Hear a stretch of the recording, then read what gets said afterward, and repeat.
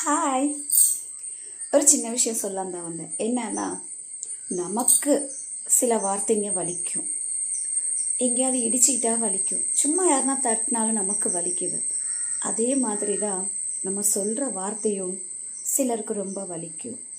அது ரொம்ப அவங்களுக்கு வேதனைக்கும் அப்படின்னு நம்ம நினைக்கணும். சொல்கிறதுக்கு முன்னாடி நம்ம அதை யோசித்தாலே அது பெரிய பெரிய ஒரு விஷயமாகும். ஆனால் அதை நிறைய பேர் நினைக்கிறதே இல்லை. என்னையும் சேர்த்து தான், நான் தப்பே இல்லைன்னு நினச்சிட்டு நான் சொல்கிற சில வார்த்தைங்க சிலருக்கு வலிக்கும். ஆனால் அதை நம்ம யோசிக்க மாட்டோம். நம்ம நேராக தானே சொல்கிறோம், நம்ம கரெக்டாக தானே பேசுகிறோம், நம்ம தப்பாவோ பொய்யோ எதுவும் சொல்லலையே நம்ம நினச்சிக்கோ. ஆனால் அது பொய் கிடையாது, உண்மைதான்.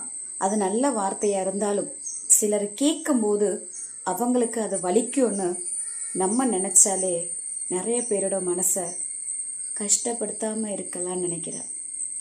அதனால் அதை பொறுத்த வரைக்கும் அந்த மாதிரி இடத்துல இப்படி இருக்கிறது ரொம்ப நல்லது. ஆனால் அது சில பேராலேயும் முடியாது, பல பேராலையும் முடியாத ஒரு விஷயம். கரெக்ட் தானே?